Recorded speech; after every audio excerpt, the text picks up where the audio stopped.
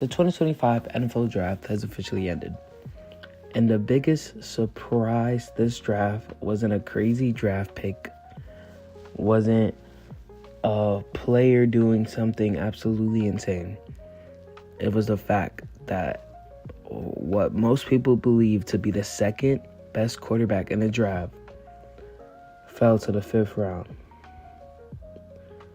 Shedeur Sanders is widely regarded as the second best quarterback in college football last year.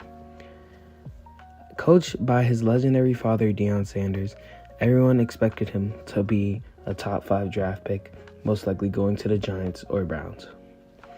But unexpectedly, the Browns traded their pick and the Giants selected Abdul Carter.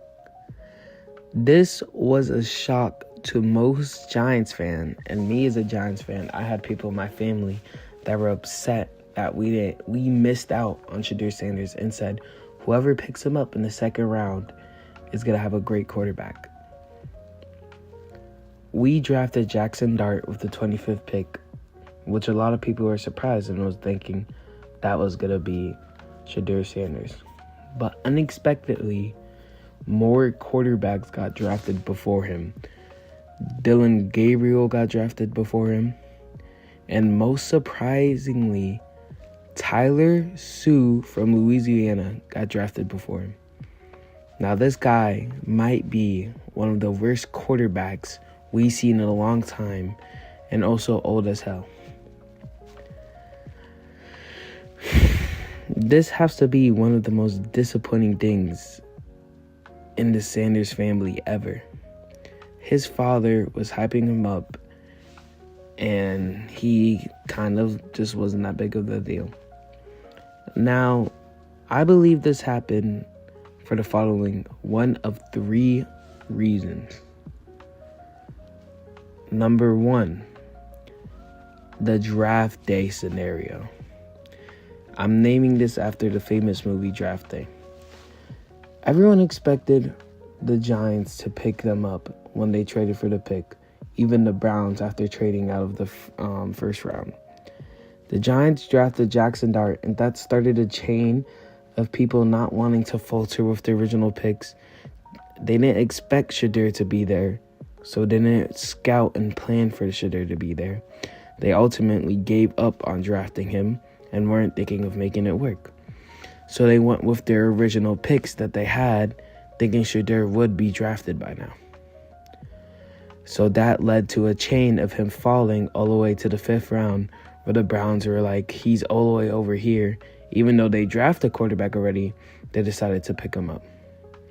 Number 2, the most common theory, which is that every interview Shedeur had with a team ended up horrible. He had to be vagrantly overconfident and very rude to these owners and coaches. I heard that for the Giants one, they gave him some place to study, and he just didn't study them, which led the Giants to go with Jackson Dart. Now, if this is true, and the other meetings went like this, it makes sense he will fall, because no matter how much talent someone has, he's not talented enough to do crazy stuff and get drafted. Number 3, bad publicity. We know his father is much of a talker. He tweeted out in 2018 that he would pull a Eli Manning if he had a son going to the Browns. That is an insane statement. And the fact is, that's the team who picked him up is even more crazy. Eli Manning was the best quarterback prospect in that draft, undoubtedly. He said he wouldn't play for the Chargers, and they drafted him.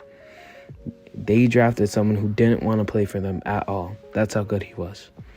But the opposite happened in this draft, where no one wanted Shedeur, so they didn't draft him. Shedeur Sanders is a good quarterback. He doesn't reek of athleticism like Cam Ward or even other quarterbacks like Jalen Milroe and Jackson Dart. But he does have nice accuracy and okay arm strength. The thing with Shedeur Sanders, though, we haven't really seen him without a top 5 receiver core. The Colorado receiver core is one of the best in football.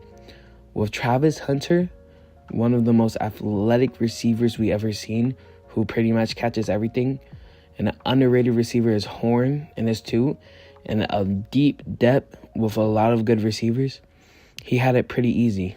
The only thing we seen him with is a struggling O-line, which could have appealed to a team like the Giants, whose O-line is not that great, or the Browns, whose O-line is not that great.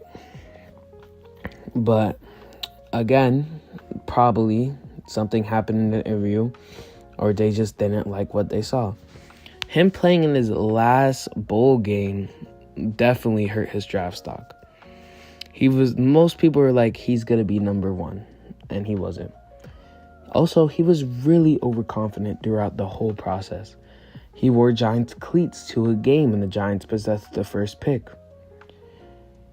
He had a wall with every hat with the word whatever. I'll cut that. I'll edit that in later. I'll do that. Do it, Raymond. Our action.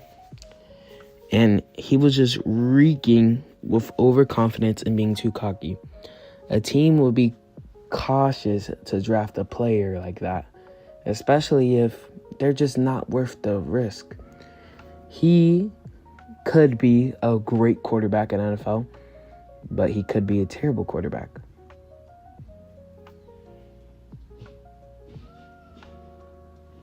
It's a bet that's risky to put. But I actually hope he uses this to motivate him to be better than he was going to be if he got drafted in the first, second round. I believe he uses this as his fuel to try to be the best quarterback to ever do it and come out of his father's shadow. I think what his father should do is reflect on his actions and how it affected his son's draft chances. And I think the quarterbacks that got drafted ahead of him should take this opportunity, as he was viewed as the better quarterback, but again, went above him. And as a Giants fan, I really hope that Jackson Dart is good and is better than Shedeur, because I will feel bad if we passed up on him and he becomes a great quarterback. Yeah, goodbye.